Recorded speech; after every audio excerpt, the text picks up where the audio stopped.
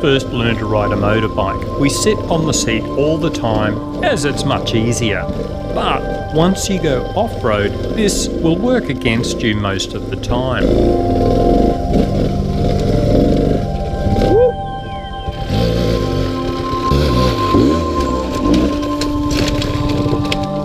The problem is we are so used to sitting that when we stand we feel unstable on the bike. Now some guys can actually become quite fast riders without standing, but it will always impose a limit on how far they will progress. You can see the typical problems with sitting on this climb. A few rock ledges and lots of rocks for poor traction. It makes it one of our favourite little warm-up spots. Let's watch that again slowed down. You can see how much he's being bounced around when he sits compared to when he stands.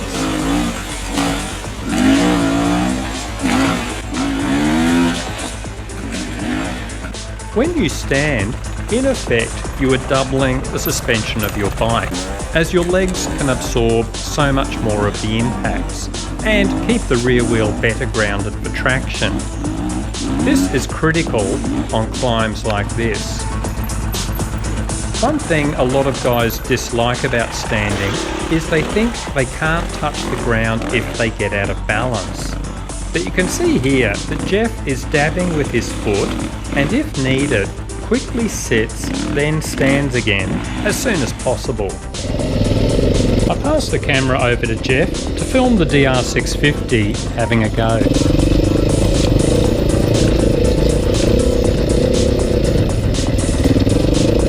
The goal? See if I can get the bush pig through without putting a foot down or dropping it.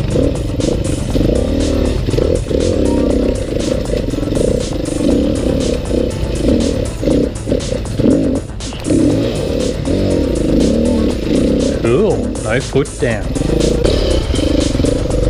Now to try the hardest line going up. The steepest bit with the consecutive rock slabs.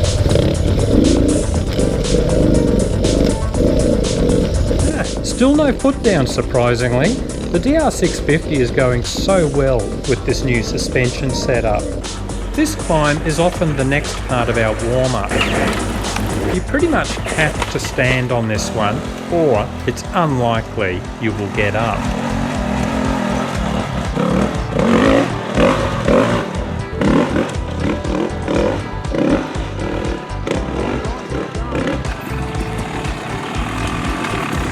Standing also lets you weight and de-weight the bike, a handy technique on this climb, as there are some deep ruts the wheels will fall into otherwise.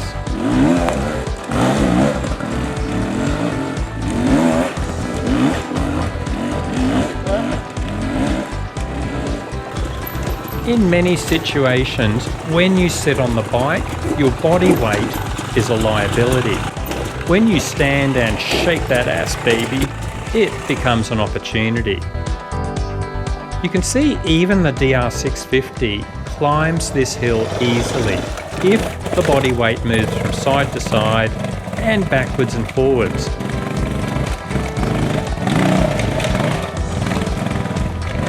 This keeps the bike balanced, the front wheel coming up when needed, and traction on that rear wheel.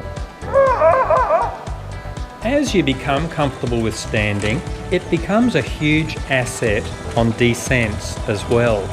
One thing we like to do is deliberately come down slowly and even balance at a standstill temporarily. This makes technical descents so much easier, even on big overweight bush pigs like the DR. When should you sit and stand? Look, a fascinating topic. So fascinating, we did an entire dodgy video about it. Here are the pros and cons of each from that video.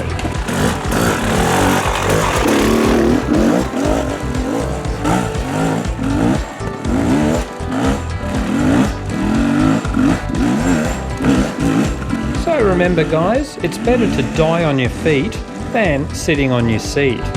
Check out these vids as well.